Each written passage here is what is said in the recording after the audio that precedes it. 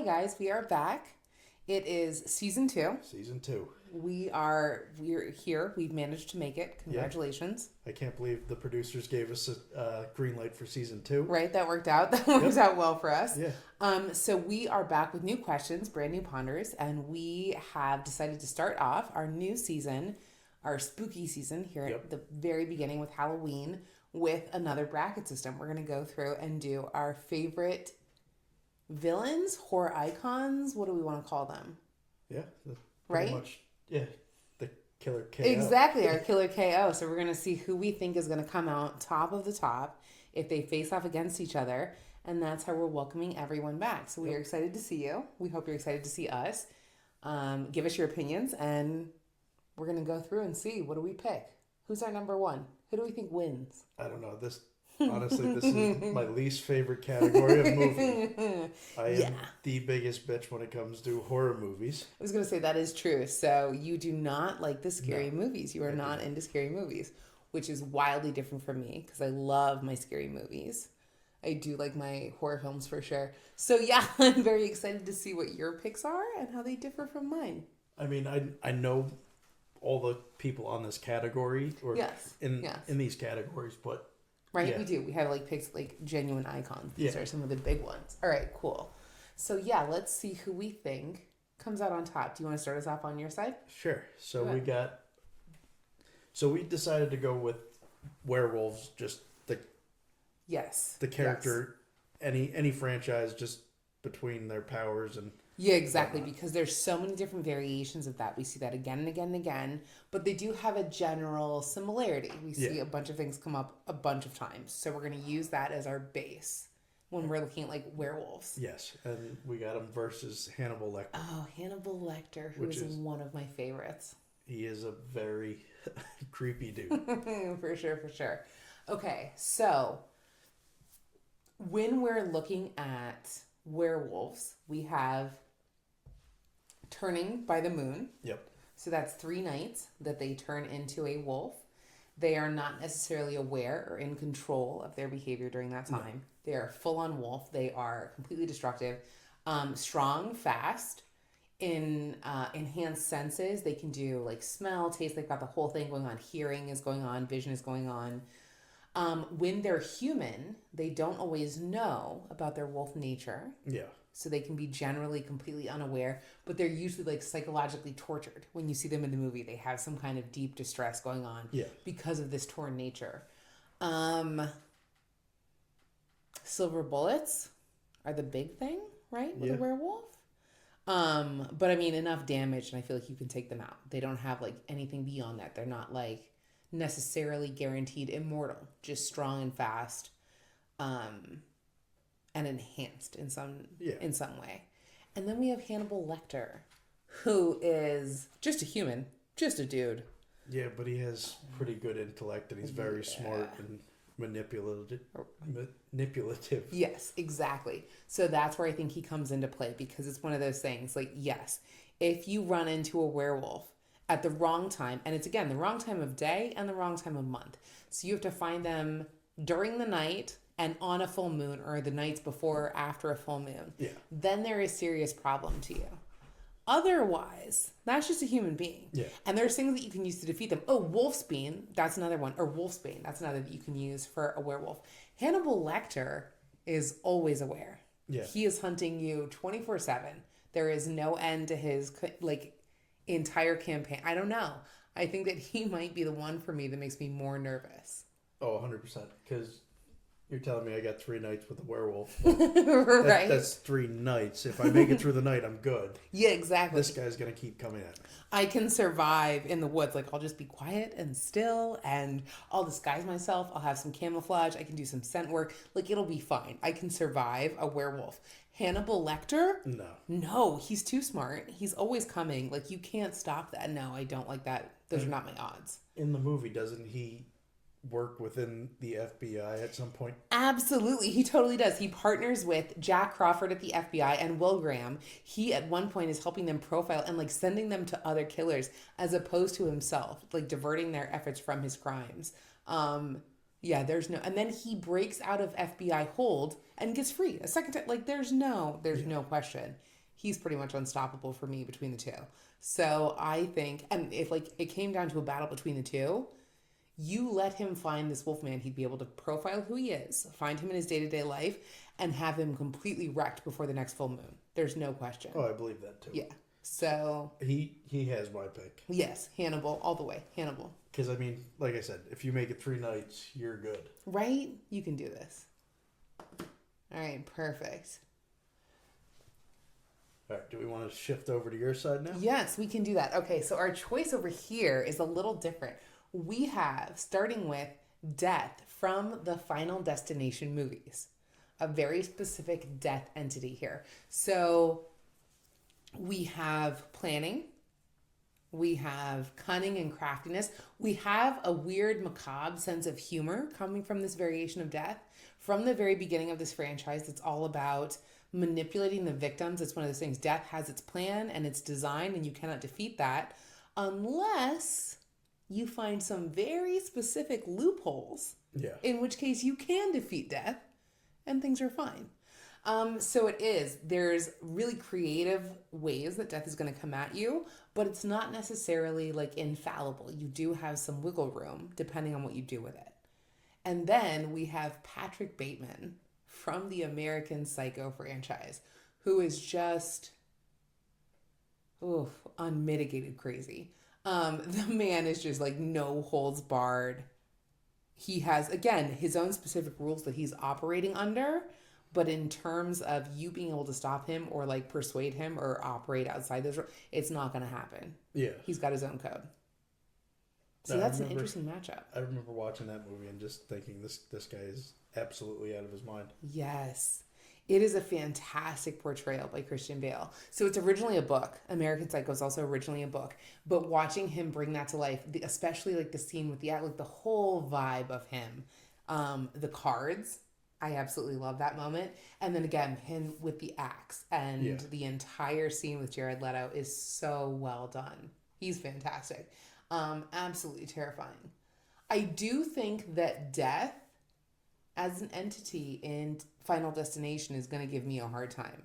Yeah, I don't see him walking away from this one. Yeah, I do think that exactly. He can be really imaginative in the ways that he's going to kill somebody else, but he doesn't necessarily see himself as vulnerable enough to be looking out for death's plan or death's design. Yeah, I could see like an axe head just falling out and hitting him in the head or something exactly. along those lines. He's designed his entire environment to be dangerous to some degree, and he's also got like a disposition that he's drawn to danger. So I do think that he's going to have a really hard time evading death long term. I think that death is going to win this one. But gosh, it would be fun to watch. Like Patrick Bateman falling to death's design, that would be a fantastic scene. I could totally imagine that. All right, so we think death has this? I think so. Beautiful. All right. Now our next matchup, we got zombies as a whole and demons as a whole. I know we have the demon from... oh yeah, The Exorcist. Exactly, yes. We do. We have Pazuzu and Reagan. But exactly. So we're going to look at these as broader categories because they come up in a lot of horror movies for sure. And we'll look at them by characteristics. So when you think zombie, what do you think? See, when I'm thinking zombie, I'm thinking not like World War Z where they're running. I'm thinking slow, like... okay. Shambly, little... Yeah, slowly decaying and basically dying even further. But... Okay. I like that. Yeah, that's one of those things. I do classically think that for zombies too. If I'm going like fast or weird or erratic, I do think infected because there's so many variations of where that comes from. But a zombie it's slow moving, it's decaying, it's rotting. It is a human being that has been infected or a human being that has died and been reanimated. Yeah. It can pass that death or reanimation on through a bite to another person. And they do eat living flesh. Yeah. Right? Yeah, that's... Okay, we like that for zombie. Yeah. Okay, so then what about for a demon? How are you defining that? So demons, like we're talking, going to be able to possess you. Okay. Mm-hmm. What was the other one? I know we talked about it earlier. Yeah, so I think a demon possesses a living being. Yeah. They are in control of you. They can create supernatural phenomenon through you. So things like they can affect animals. They might be able to speak in voices or tongues. They might be able to affect like physical objects around them, telekinesis. I'm thinking about all my demon movies now, like all my exorcism movies. I'm thinking about what else can they really, really do? Sometimes they can control things like fire or give like hallucinations too. That can also be a thing that you can see within demons. So if we're looking at those two broad categories, first instinct, what do you think? Who comes out on top there? I mean, I'm kind of going on a zombie just for the fact that now you said they possess living beings. They're not living. Mm-hmm. And I mean, those other factors aren't really going to affect the zombie too well. That's totally my thing too. And I think the sheer numbers of zombies would probably overpower the demons, maybe, in my mind at least. Because exactly, so what you have is you have these two forces that are coming for the human population. So, okay, we have both zombies and demons rising up. That means that humans are their ground. Like, all they can do is take over us, right? So demons take over us and they're fighting back against the zombies. But every time a demon destroys its human host, every time that body dies, it can become a zombie. Yeah. But the demon cannot necessarily reanimate the dead flesh. Exactly, like it's possessing a living being. Yeah. So I think I come down to zombies too. Just because the zombie can literally destroy the host of the demon every time. If I look at The Exorcist, if I look at something like The Exorcism of Emily Rose, if I look at even things like, what else is like a really good example of a demon possession? Even things where you start to play with like the devil, something like Rosemary's Baby or something like that, where you have this creature from hell that is taking possession of a body here on earth. Something like Constantine, where we have to have a living host. There has to be a sacrifice made of a living body. I do think that the minute that body dies, again, it's either dead and it's useless to the demon, or it became a zombie. And then my zombies win. So yeah, I think that zombies come out on top there. So we're going zombies? All right, yeah, move them through. Okay. This brings us to an unusual pairing. Yeah. Here we have from Child's Play, the entire franchise, we have Chucky. Yeah. And then from Hellraiser, we have Pinhead. Yeah. So, two very different movies, two very different vibes here. What's your take on these two? I mean, you got a killer that was put into a toy. Mm-hmm. And then, I mean, Pinhead, he's essentially just basically a monster, can possess people, right? Is what? Yeah, so he has like strength, a certain level of like invulnerability or like quasi immortality. Yeah. Torture abilities, some like psychic abilities, some telekinesis going on there. Yeah, and then you got Chuckles, who's a serial killer spirit in a doll. I mean, I think that fight, hands down, would probably be pretty intense. I think that it would be fun to watch. I really do think that they're going to go at each other because Chucky has he's got an enduring spirit. There is something about him. He really is willing to come at you again and again and again. He doesn't give up easy. And I like they're fairly indestructible because he's made of plastic. Yeah. And Pinhead is Pinhead. Yeah.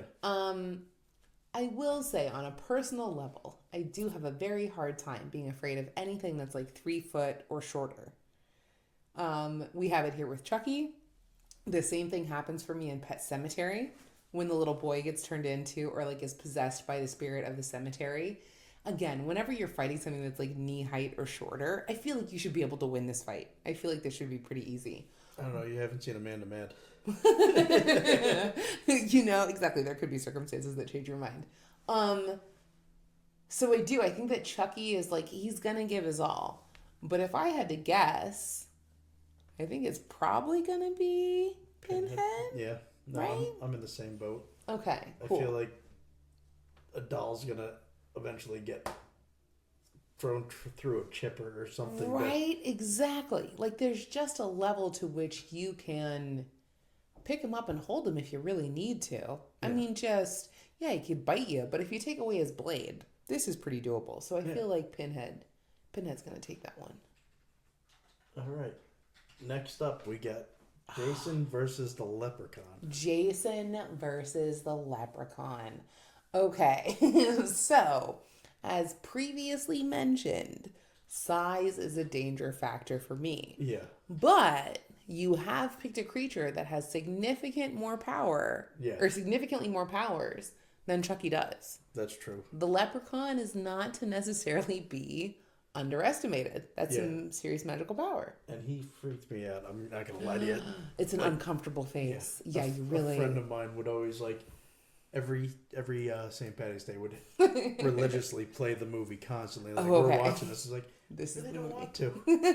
You could turn this off. Yeah, I go do something else. They're like, no, you got to come watch it with me. Got it. Like, seeing what that could do was creepy. Mm-hmm.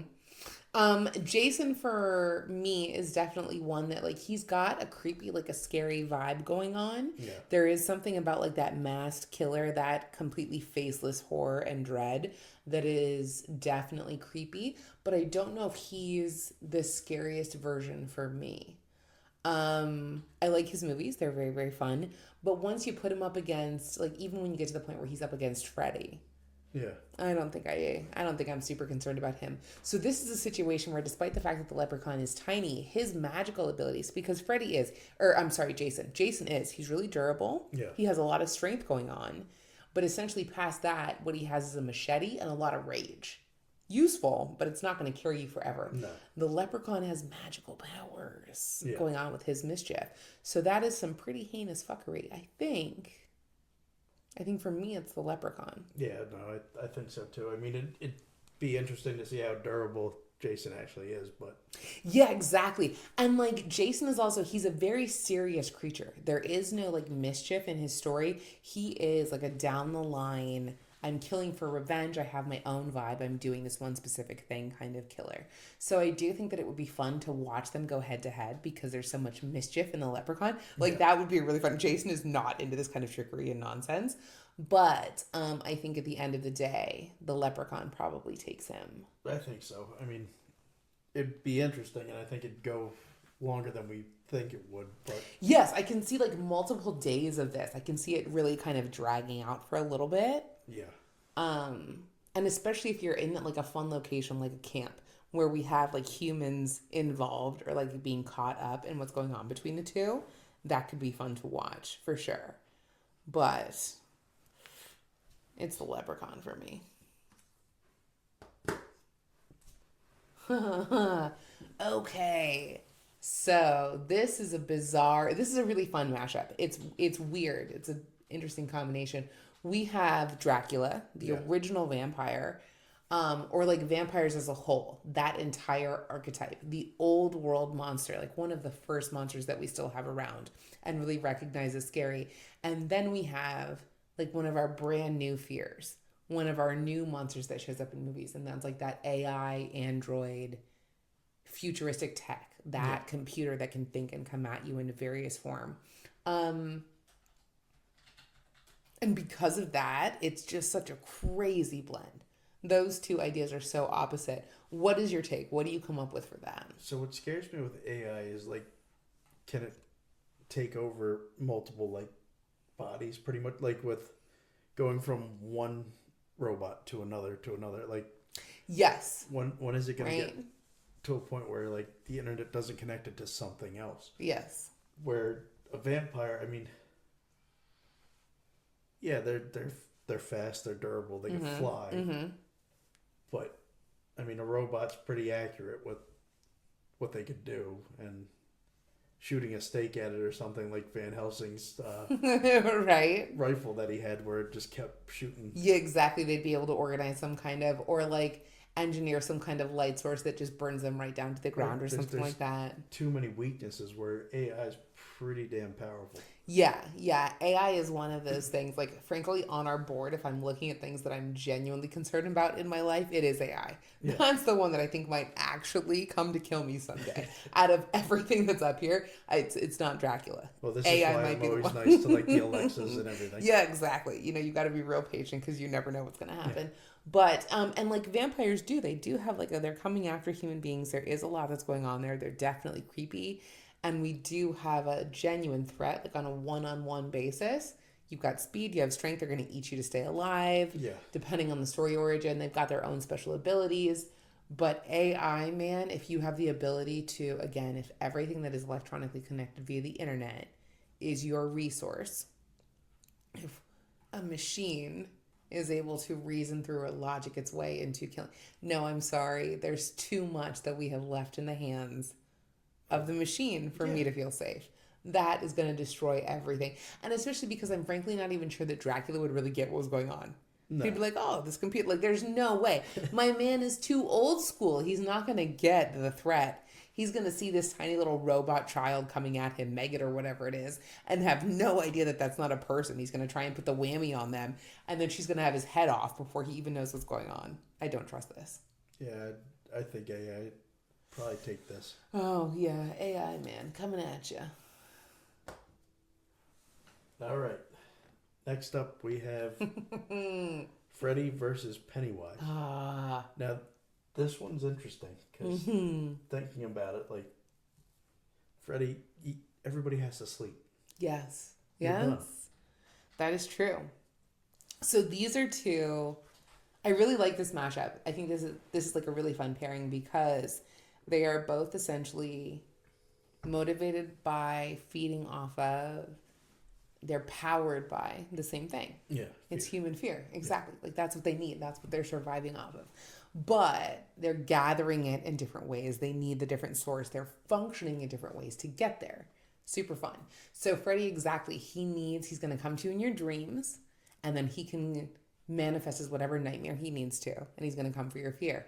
He is not limited by age. He can come for anyone at any time. He can become any kind of nightmare that he needs to. All he needs is for you to fall asleep. Pennywise is a creature driven purely by fear. He can become any kind of hallucination or dream that he needs to. He can find those deep wells of fear in you, but he can only operate on children. He needs a childlike quality of innocence to be able to do what he does and project what he does. So they both have significant limitations. One can only eat when you're asleep. One can only eat when you are young. But both have essentially like an unlimited supply within that realm. So, for example, if they meet each other in the mind of a sleeping child, who do you think wins? If we're going power for power, if we can become whatever we need to, if we're manifesting fear, who is it that scares you more? Well, if you're going on that aspect, I mean, you're in the child's dream, so like, yeah, the kid's gonna be twice as scared because now you have two monsters, double the monsters, messing with them. But I don't know. It really just depends on the circumstance because in my mind, if Pennywise goes to sleep, Freddy's got him. Okay, so Pennywise too, But, and like I'm gonna go ahead and step back. We're gonna look at Pennywise as an immortal, like as a true origin being. Pennywise is like an eldritch horror. Pennywise comes from outside our universe. Pennywise is actually the species or the kind of creature that it is. It's actually beyond comprehension. It was aware at the beginning of the universe, and will continue to be long after theoretically the end of the universe. They exist in multiple planes and dimensions. So whether or not, and Pennywise sleeps is one thing, but Pennywise also within its own realm of story sleeps for 27 years. It goes through these cycles of dormancy and kind of like rest, empowering Derry and the evil and malevolence within this town. But then it wakes up for these periods of like a year and a half or 2 years where it's actively feeding and eating. So the question is whether or not Freddy can access Pennywise during these periods where it's quasi asleep. Yeah. Because once it wakes up, it's pretty much unstoppable. You cannot stand against Pennywise. But I don't know if the way an alien sleeps is enough for Freddy to get in. Okay, so your vote is Freddy because it. Well, it's tough, but if you're going on what you just said, I mean that. I think Freddy's done. Okay, because I don't. But does Freddy have a physical like how does Freddy have a physical manifestation that Pennywise can access and destroy? Yeah. And is Freddy ever afraid of anything enough for Pennywise to feed on Freddy? It really is. It's one of the hardest on our board for me. I like both of these so much. They have their variations. I think if we're looking at like cosmic scale and power, It's got to go to Pennywise. Pennywise is stronger. Yeah. Pennywise has more just like backing them up. Yeah. They can do more than Freddy because Freddy is so chained to the laws of our world and human psyche and what's happening right here in this universe. And Pennywise is truly a creature from beyond. There is an immortal reaching back, and Pennywise exists in some form outside of our world. And there are others of its kind doing whole kinds of wicked stuff out in the universes. So I do. I think that you're probably right. Pennywise is going to carry us through there. Making some moves. All right, here we are at our very last round 1 pick. Yep. That's Michael Myers and the Xenomorph from Alien. So, initial thoughts here? The alien is one hell of a creature. Mm-hmm. I mean, hunting, stealth, strength. Yes. 2 mouths. I mean, what are you going to do against... And, like, Michael Myers is creepy on, like, a human scale. Like, as... 100%. Just like a person hanging out in my house. I don't want that motherfucker looking through my windows. I don't want him to have picked me. I don't want him stalking me. Definitely scary. If I'm putting him up against a xenomorph, though. This one seems simple to me. Yeah. But there's...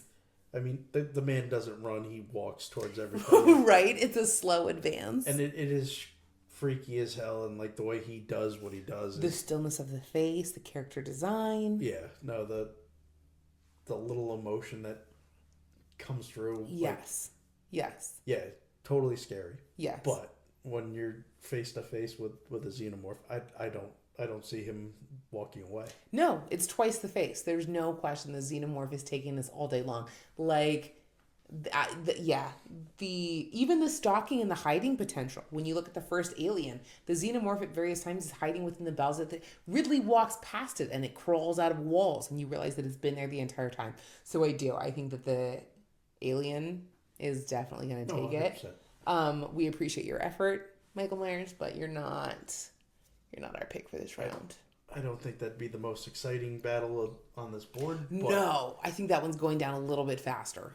Yeah, it is going down a little bit faster. Don't get me wrong. I think he's one hell of a movie villain and whatnot. Yes, you do beautifully within your own franchise. You definitely scared me.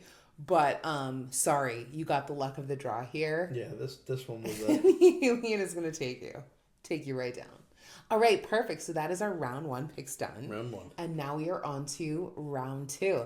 So we have picked some of our slightly scarier guys. These are interesting rounds or interesting mashups through this round. Where do you start us off? What do you have? Well, we got Hannibal Lecter versus zombies. Now, I know he is very smart. Yeah. But not super helpful in this scenario. Yeah, no. I mean, is he a good shot? Maybe. Frankly, not particularly. He's a really good cook. He's a really good chef. And he's definitely good at cooking people, which there's now going to be an abundance of, but it's not really like good meat. No, you're talking rotting meat. Yeah, exactly. I feel like even his culinary skills are not too valuable here. I'm pretty sure a zombie horde takes him right out. Yeah, I mean, it's, to me, zombies are going to take this one. Mm-hmm. Because, like, even if he manages to make it through that first human round, now he has a much smaller menu to pick through. He's not going to like it. Zombies all the way. They're feeding on the same thing. Yeah, exactly. Right? They're both competing for the same food source, and one of them just has the numbers. They have an advantage. There's no question. All right. So my first over here is going to be Death from the Final Destination franchise. And then we have Pinhead from Hellraiser.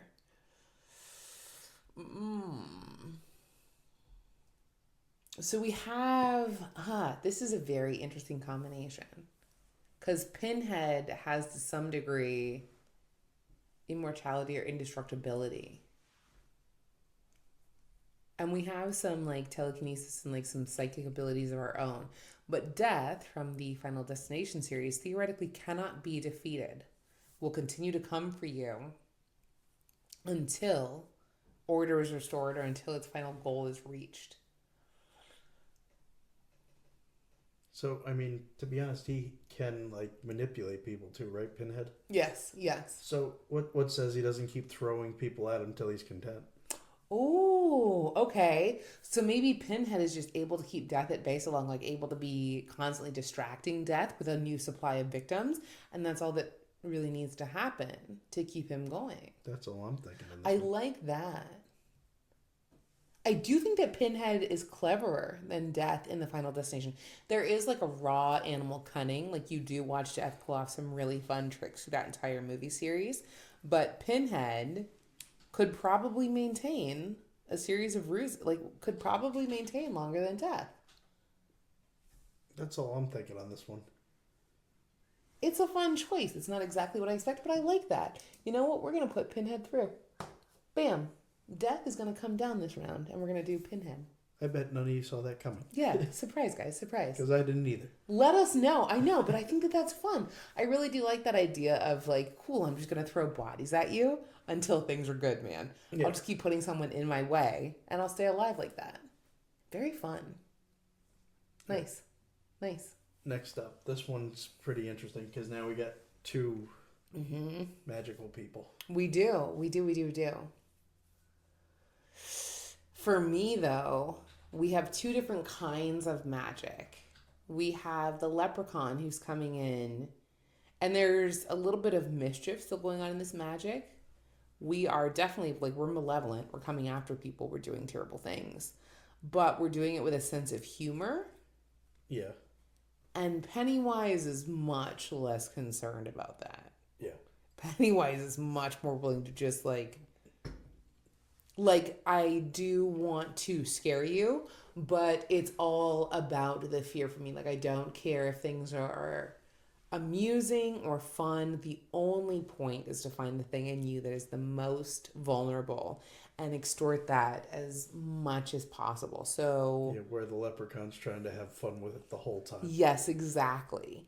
The leprechaun is a little bit more mischievous in spirit. There's a little bit something lighthearted or more whimsical in that one. So I think that for me, Pennywise is going to take that. And again, now we're back to the same issue where we have two beings of really similar manipulation styles. Like we're both going to be messing with people, but one of them is itty bitty. And so I'm pretty sure just on sheer size alone, because Pennywise can also manipulate and become as large or as whatever like size is needed. Yeah. Pennywise is going to take that. All right, I agree with you on that. Yeah, for me, Pennywise has that all the way. And now we have AI, the robot, the artificial intelligence, the rise of the robot, and the xenomorph. This one's tough. You got an alien or an AI. Right. This one, I don't like this matchup. This one's really tough. What are your first thoughts? Well, I mean, AI, they could probably figure out some way to track the alien and whatnot, and your stealth might not be a factor now. Right. They'd be able to like come up with your chemical makeup or figure out biological weapons or something. But I mean, I don't know. We both have tremendous like reserves. The aliens, like the xenomorphs, you have the entire population of like that alien race. And within AI or the robots, you are limited to some degree by what is available here on the planet, but that's a significant resource, and the aliens have to come in from out. In terms of intelligence, you're pretty comparable. AI at a certain point, if it's able to teach itself Yeah. and move beyond what a human being is capable of, you might then reach a point where it does tip over and it becomes like preemptive, because the xenomorph, the alien to some degree, does still function kind of like an animal. Yeah. There is still like a little bit of a hunt or a prey drive. It's not completely like it's an incredibly smart creature, but it's not necessarily like planning for conquest or understand, like it's just manipulated, like spreading across the universe because that's what it's driven to do. Yeah. It is taking over space because there's a lot, like that's what they do. They continue to spread out. It's not even like something like the Predator where it has a specific reason for doing what it does and it's coming to this place. So I do think that AI, just because of its reasoning ability, if it's able to reach a point where it can teach itself, it would probably take the aliens. Okay, I can see that. That's where I think it comes out. And the other thing is, like, because the xenomorph's main weapons, like, it's things like strength of being able to rip the body apart, being able to destroy being able to destroy the human being, the acid blood, those things don't affect an AI. It might. I mean, the acid might melt the metal. You're going to destroy whatever I've got right here. I can make a new one. Yeah, that's true. My consciousness can find another path. Like, my brain can find... It's very effective against a living creature. But AI is something that I wouldn't necessarily classify as a living creature. And I mean, if we go into AI like in Terminator, I mean... Yeah. Now you're talking about weapons and... Right, exactly. And we're fighting back on a whole other scale. And we've already seen that the xenomorphs are susceptible to human weaponry. We can defeat them through things that we already... Or like within that universe, things that are already produced or made. So yeah, I think that the AI is going to take the xenomorph. Yeah. It might be like a bloody battle down to the end, but I do think that's probably... And I'll go back to what I said earlier. AI scares the crap out of me. It's really like terrifying. Just genuinely so scary. I'm with you all the way. I'm with you all the way. All right, so we are down to... The final four. Our final four. Our final four right now. So, on your side, what do we have? So we have zombies versus Pennywise. Now, this is... a little bit tougher than I thought it'd be, but you got zombies. You can't really scare something that's already dead. No, you cannot. Which that puts Pennywise at a real disadvantage. A severe disadvantage. Now you also have the numbers factor. This isn't necessarily like a mashup that I expected. No. Between Pennywise and zombies. zombies. Yeah, between Pennywise and zombies. But exactly, like Pennywise functions on criteria that the zombie intrinsically cannot meet. Pennywise functions off of fear. Must feed off of fear. A zombie cannot feel fear. Yeah. That is not a living creature. All it does is consume. All it does is destroy. It is nothing but a mindless horde. So Pennywise, eventually, even if it's able to manifest in whatever physical form, it can become anything it needs, like whatever it does. There is no way that you defeat something that is dead when what you need is a living energy source. Yeah, I don't...